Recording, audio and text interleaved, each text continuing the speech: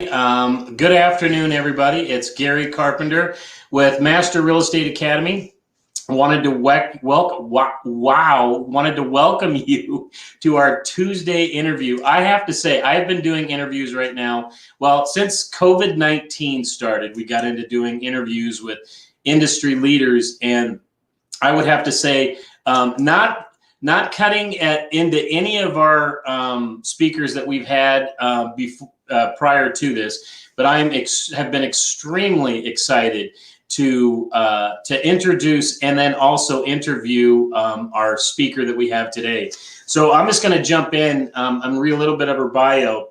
But Chelsea is a national social selling coach and speaker for top title insurance sales executives nationwide, who has developed one of the only curriculums focused on using social platforms. And that is the main reason why I brought her on. I'm bringing her on today is because for those of you that work with me, coach with me one-on-one, one of the niches that we try to work with real estate agents is branding, and obviously branding online and offline. And Chelsea does an amazing job of talking about the online and social media platforms. So she's a 20-year real estate industry veteran, which even excited me even more that she's been in the industry. Was a licensed real estate agent in 2001, BF, before Facebook. I love that. And who did business the old-fashioned way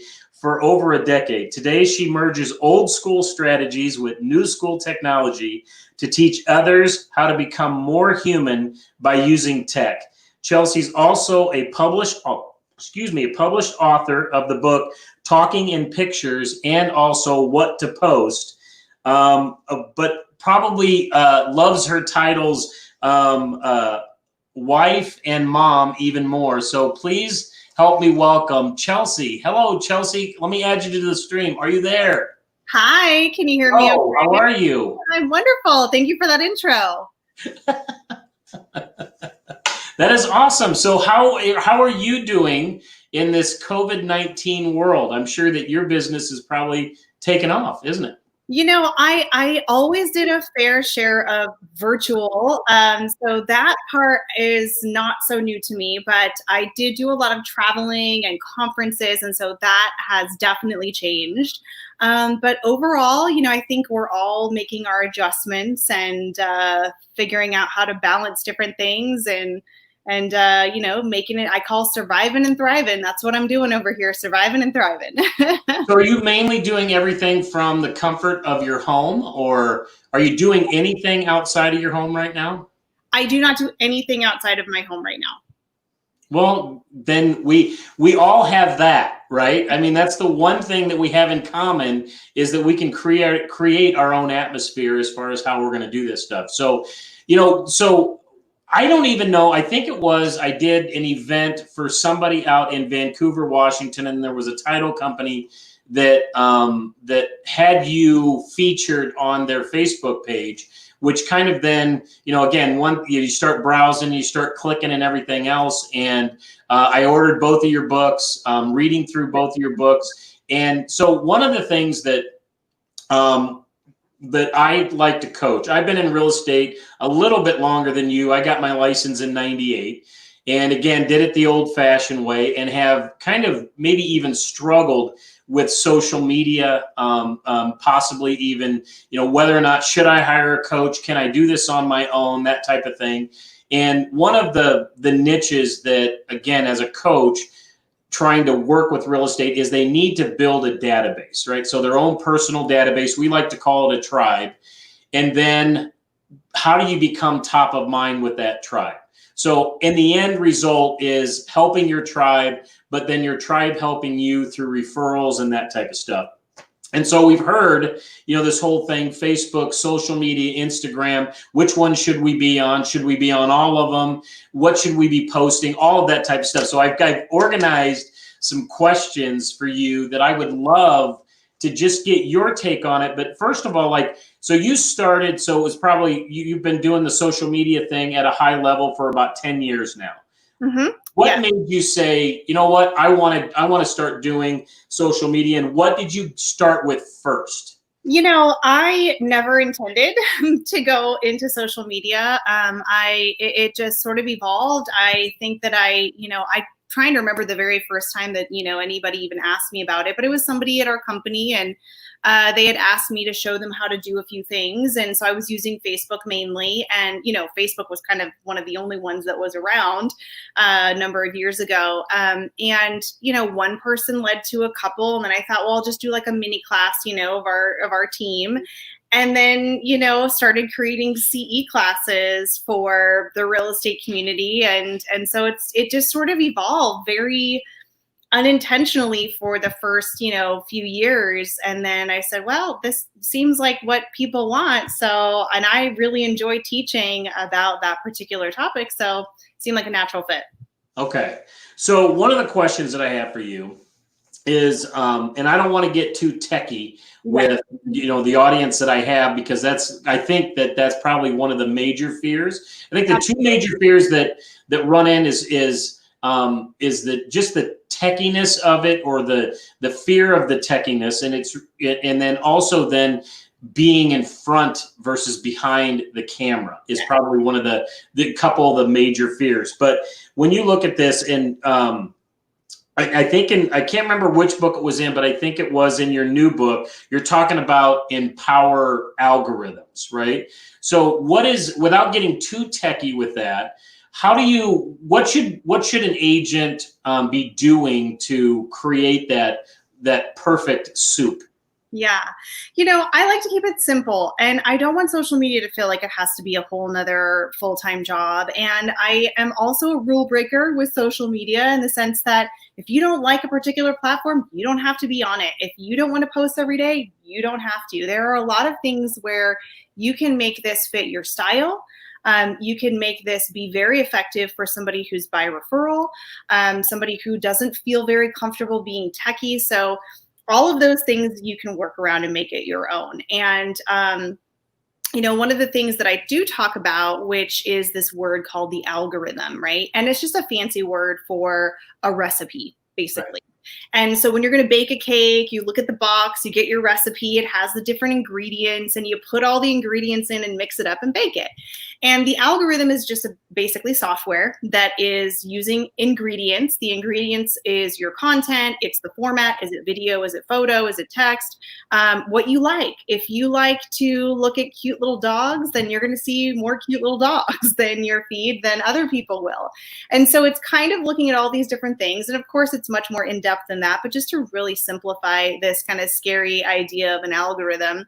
And essentially, when you sort of understand how the machine works, or what it's kind of looking for, you can start to give it more of what it's looking for. And then this beautiful thing happens where you're working smarter and not harder. And one of the things that I tell people, which hopefully should bring down content and social media stress for everyone, is this mantra that I've had for the last year, which is less contenting and more commenting. So going in and having conversations, relationships. We are in a relationship business. We are talking to people, and this is the only way many of us can talk to people right now, when we're not able to be out and about as we once were a few months ago. And so spending your time really focused on how can I proactively engage with my past clients, my sphere of influence, the people that refer me, my vendor partners, et cetera, because then you're going to stay top of mind, and you're also doing something really nice, which makes them feel good because you're showing up and supporting their content. So are you saying then, so one of the things that we do, and again, I'm mainly Facebook, is what I talk about. And again, whatever everybody else, if they like Twitter, they like Instagram, they're all great stuff. And like you had said earlier, you don't have to be on all of them, just do the ones that you like to do. And so one of the things on Facebook that I talk to my students about is, going in and organizing your Facebook page. And, so if you have your database that you're offline, that you're mailing, stuff to, that you're emailing stuff to somebody, then you should also try to find that person on Facebook or whatever, again, social media that you're on, and like their content, become friends with them. But then is there any special way to be able to keep those people that are important to them, to say me, top of mind? Absolutely. There's a couple of different things that you can do. Number one, as you mentioned, you're right. You should be connecting your, offline community online, because that's where we often are. That's where you're going to see them celebrating birthdays and anniversaries and new babies being born. And so it's a nice way to really stay top of mind with your past client base. And it just happens to be in a technological way. And so one of the things that you can do is, you mentioned sort of liking their posts. I definitely would take it one step further even at this point, and really leaving a very thoughtful comment. And, just like you're prospecting or writing your handwritten notes or preparing your postcards, you have to build in time for your day to be doing that. And the same goes with the social media commenting, because I do see a lot of people kind of doing these social shortcuts, right? Giving the little hearts or the little thumbs up. HPV. Yeah, maybe just saying, great video, right? But what happens is that's more for you to check off that you did something, right? To feel like you engaged. But what's really going to benefit that person is when you take the time to really craft a thoughtful, personalized message.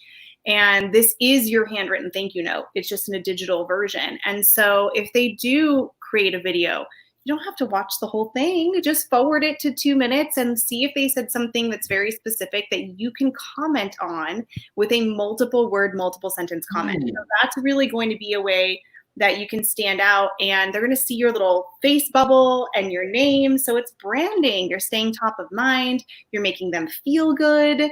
And you're also training the system that the more you engage with somebody, the more they're going to see your content, and vice versa.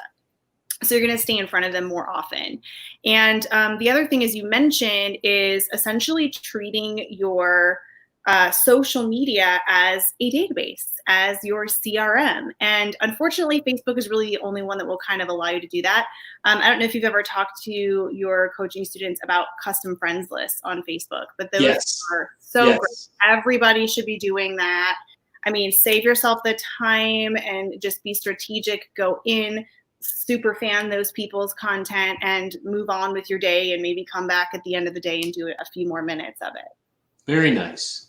So that leads me into, because one of the things that I started to do probably when I first was following you and kind of researching your content and stuff was the 10, 10, and 10. Mm-hmm. You want to talk about that? Yeah, so you can make it your own. I just picked a round number, but I kind of my brain, I kind of like to gamify things. And it's, because it is kind of work, when you're doing your prospecting and your connection, your community. Is it more fun than a lot of other work? Absolutely. But it does sometimes feel like, oh gosh, I've got to do this. And so to make it a little bit more, I guess, goal oriented, or if you like to gamify something, or if you like to have a list or something sort of tangible to kind of get you to do the process. I've come up with the 10, 10, 10. It could be the 5, 5, 5. It could be the 20, 20, 20. You make it where you want to make it. And it's basically, you're just going to set a timer. You just set it on your phone for 10 minutes. And I'm going to focus on 2 areas of the socials. So whether I'm on Facebook or on Instagram, I'm going to focus on the 2 feeds. So there's the main home feed, which we're used to scrolling up and down like this. And now there's also what's called a stories feed, which is across the top, and it goes left and right. So to add to the confusion, there's actually 2 separate feeds now in the socials. And so what's happening is this sort of shift of people moving towards the stories feed, because it's more human and it's micro content, because we have no attention spans. And they might be missing you if you're just posting in the feed. So you want to make sure you're maximizing it. And for those people that are spending more time in the stories and less time in the feed, you still want to go and talk to them.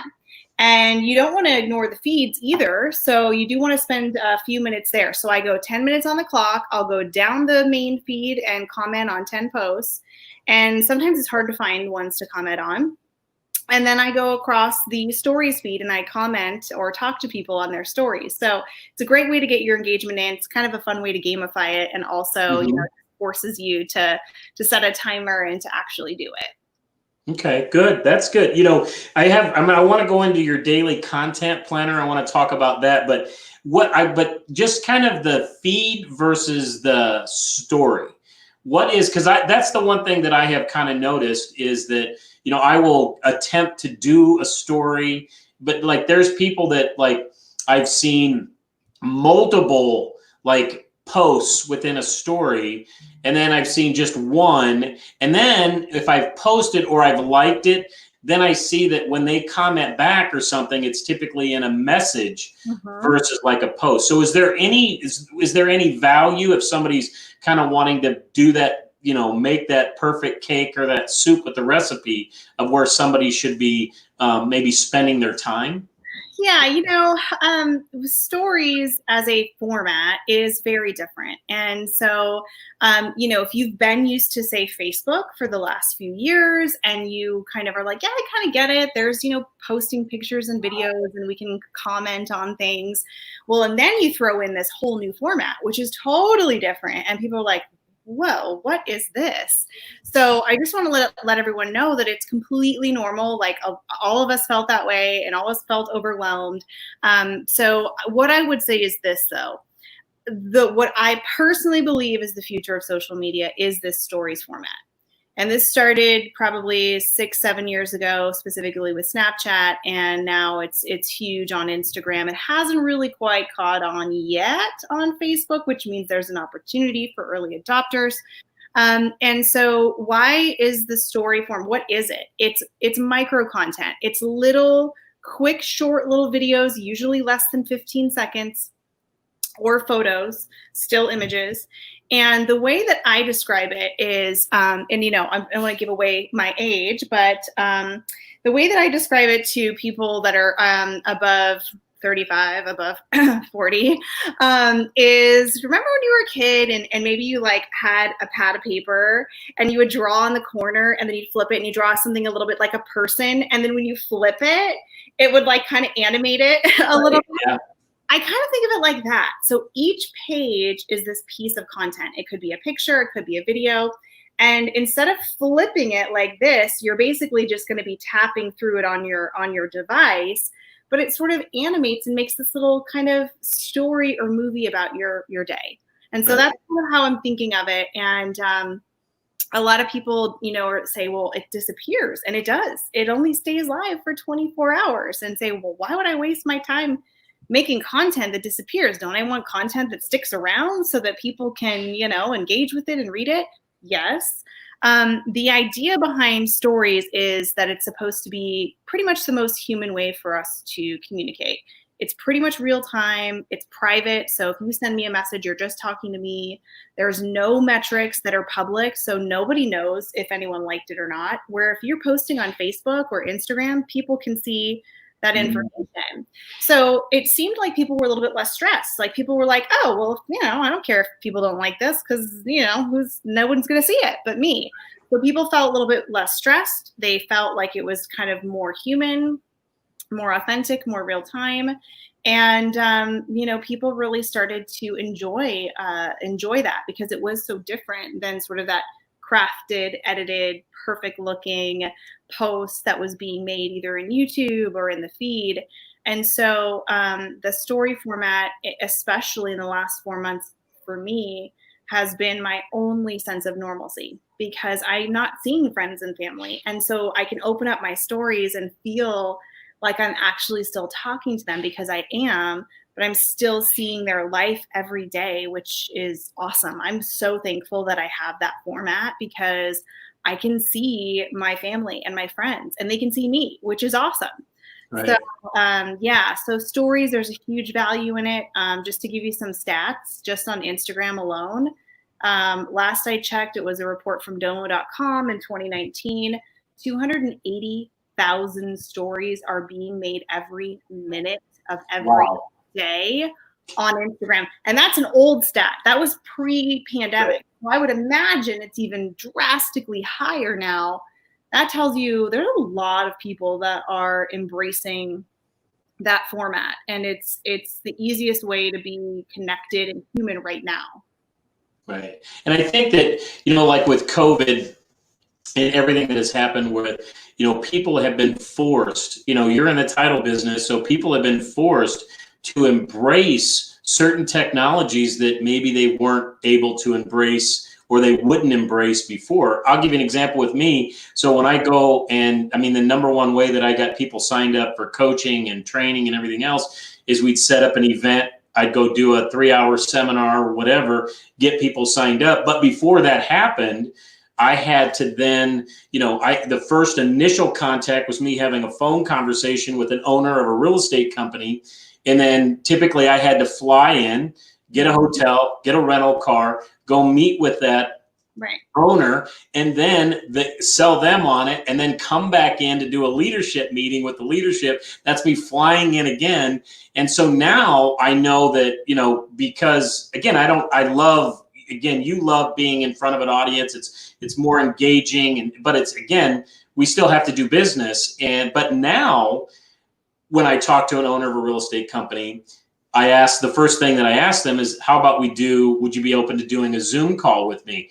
And because everybody was forced to do that for so many meetings and everything, people say I'm all zoomed out or whatever, but we're more comfortable. And so like with our agents, I teach a 7-week training class. We're getting them versus having coffee appointments face to face, which again, that's probably the best. There's no bad. There's good, better, and best. Is that, hey, now you could do a Zoom coffee. I have my cup of coffee. You have your cup of coffee, and we're just talking. And you can get more done efficiently. You can get more done. You're not jumping in a car, driving several different places and everything. So the technology stuff, even though some of us like myself and like you have really embraced this, it's now more socially acceptable just because people have been forced to use it, right? So just like in the title world where as a real estate agent, I can't go to a closing anymore. So we're, what is it? The signature, just doing one signature and it's going through Notary of Republic, all of that type of stuff. That industry is just changing. So, but which is good. When you're forced to do something, it makes it easier for those of us that have embraced it even better. So, so tell me I read about your daily content planner, right? So it's basically just making a schedule of when you're going to do your content. Yeah. So I just want to tell people too, rule breaker, I don't even do a daily or monthly content planner. I know that some people like that. I wish I could. If you can't, that's okay. I am living proof that you can make really good content consistently without having to do a daily planner. I have tried for 7 years. I've tried to batch content. I just can't do it. That's just not how my brain works. And so I have found a way that works for me.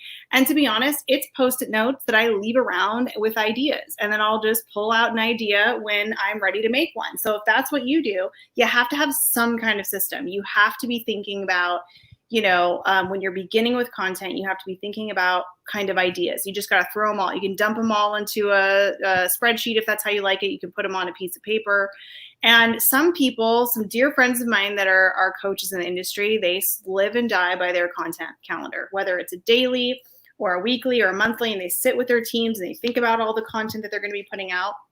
And I wish I could do that. So I do have, a content calendar if some people really like that. And so I try to keep it really simple.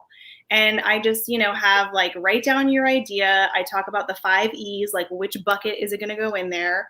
Is it educational? Is it emotional or what have you? And where are you going to put it?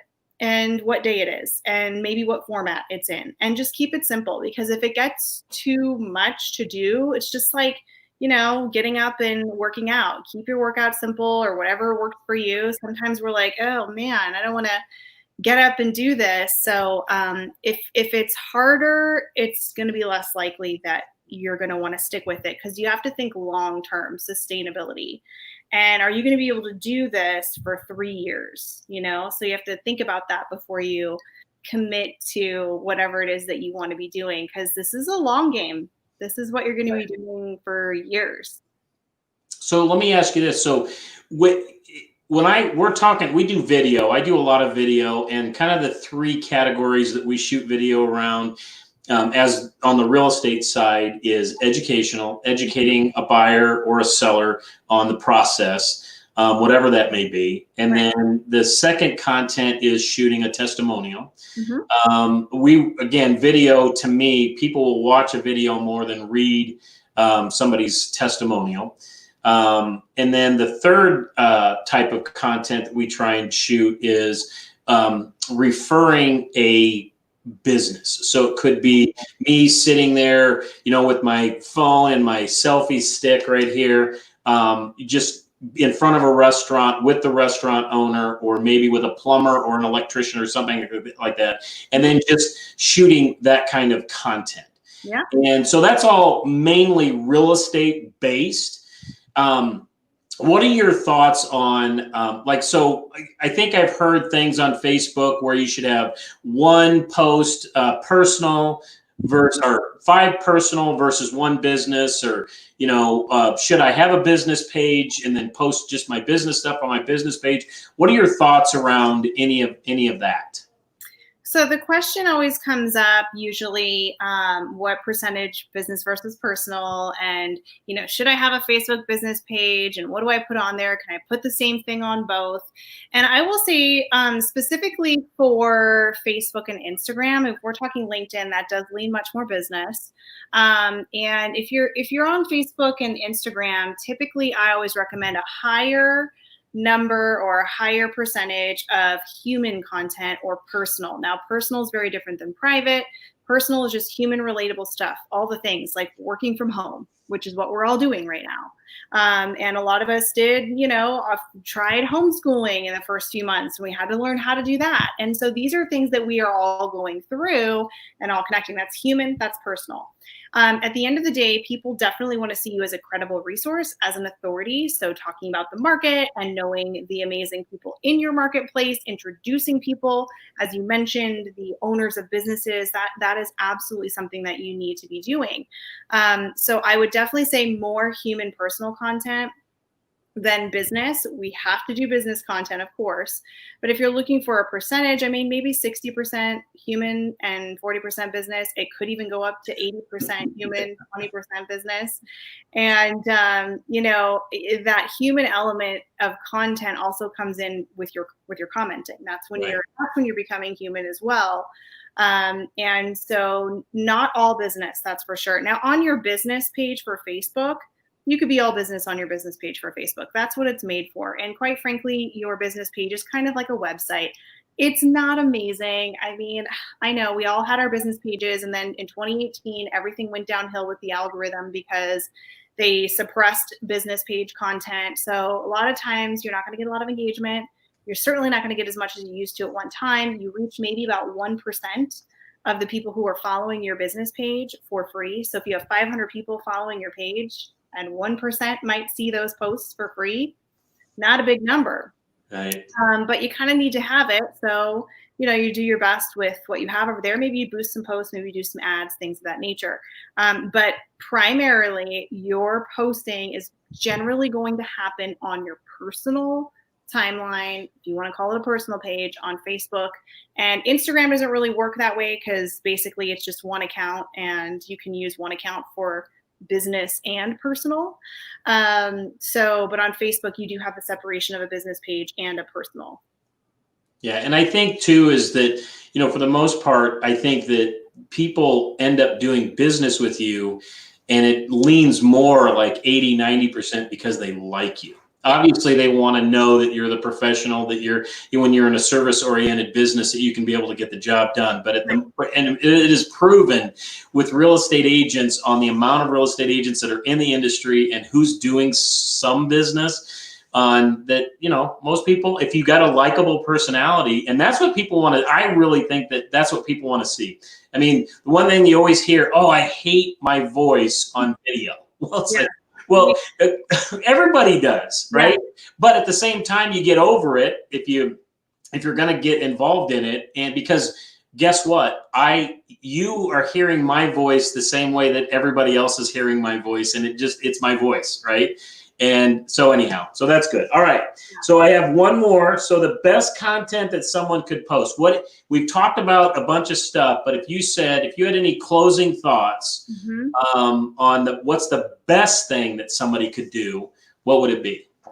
Okay, I'm going to give you a couple of different answers because I realize everybody has different styles and personalities. So as far as getting conversation going, my favorite kinds of posts are question posts, meaning ask people for help, recommendations, advice, input, because we all want to give it. And it makes us feel good when we feel like we're helping other people. Very simple posts you could make on your Facebook timeline. You could even make an Instagram story with like a question sticker, but it would be something like, what Netflix show should I watch this weekend, right? I mean, my goodness, wait until all the people are telling you exactly what show to watch, right? That's your opportunity to kind of get those comments coming in. And now what do? You talk to those people. You start having those conversations in the comments. So if you said, hey, you've got to watch this show on Netflix. We loved it, watched it in 2 days. I might say, oh my gosh, great. I saw season 1 and 2. Is this one better? You're going to kind of start having conversation. Now you don't have to carry it on for multiple comments, but that is a way to kind of, oil the machine, so to speak. The other thing that I recommend, which I know is difficult for a lot of people because it is such a different format. And I promise you, if you just go in there and watch for a month and talk to people and then maybe start doing it, but stories, that is the future of social media. I do believe that feeds will maybe one day go away completely, and that's what we're going to be left with. And that's where people's attention is right now. And so doubling down on stories, and as far as content for stories, this is not mine. This is from Gary Vaynerchuk, who has spoken to a lot of real estate conferences and has a lot of books. He said, document, don't create. And that just made so much sense to me because it releases this stress of, oh my gosh, what am I going to make today about content? What topic am I going to talk about? If I just document my day, like I've already been on 4 webinars, that gave me some content for today. And I had to set up in a different room than I normally do because I have something getting fixed in my house back here. And so that gave me something to talk about. So you can kind of just document what you're doing. If you're preparing comps for someone, if you are preparing, whatever your business might be, you could literally just talk to the camera and say, I'm just getting ready to do some of my comps. By the way, here's how I do it really quickly, give them a little tip or something. And you're talking about real estate without even talking about real estate. You're reminding people that you're in the industry. And you don't have to, only just say, here's my listing. Do you know anyone who's looking to buy or sell? Feel free to give me a referral. Mm-hmm.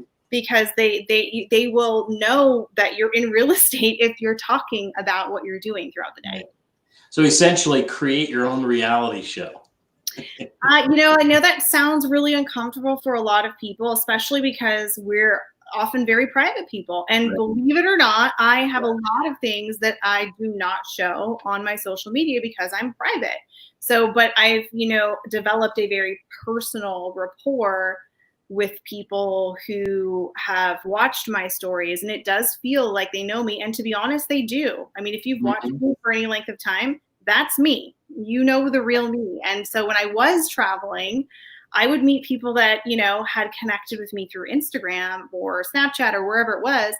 And the nicest compliment I could ever receive was, you are just like I thought you would be. You're exactly the same person. I'm like, yep, that is definitely me there. So people will like you. They will want to hire you without even meeting you, which sounds crazy. I get it. Like for our generation, like I understand that. But you also have to know that now going forward to an indefinite amount of time, online is the only way I'm doing my research. That's the only way I'm stalking to see who I might want to work with. Right. Well, it's funny that you say that they know you. They feel as if they know you, and they actually do know you. We get a handful of people that we work with, my wife works with, and because of the consistent video content that we email out and that we're posting and stuff like that, we will get people that will call us and start having a conversation as if we've known each other for a long time, and we literally will be going, So it's like, but they know who you are because they're watching your content. So, all right. So we are way over time. I promised that I would only take 30 minutes of your time, and we're at the 35-minute mark. And I just want to thank you so much for taking the time to come on my little tiny podcast to talk with a lot of the agents. Because if you're okay with it, I'd love to be able to repost this and share this as content. Because again, we use these types of things as if, hey, you want to learn how to brand more, here's a great because I'm not the guru at all this stuff, but I like to pride myself of finding the guru that is going to be able to help you with whatever you want within your business. So I would love, if you're okay with it, I would love to push my students and all the people that I interact with to your sites, to buying your books and everything else, because I just think that I really believe in that going forward with this, social media is going to become even more prominent than it is right now. So, Absolutely. But thank you so much. Connect with everyone. They can follow me on Instagram is the best place, because you know what? Facebook has capped me on how many friends I can have. Darn it. And I've reached my max. So definitely Instagram is the place to connect with me. And you can just find me by my first and last name. And I will be there answering. It's actually going to be me. So it might take me a little while to get back to you, but you will hear from me. And that is the best place to connect with me. All right, perfect. I will actually post your handle, if that's what we say, in the link of this, so that people can see it too. So, all right, Chelsea, thank you so much. Stay safe and have a great week. All right, you too. Thanks again. All right.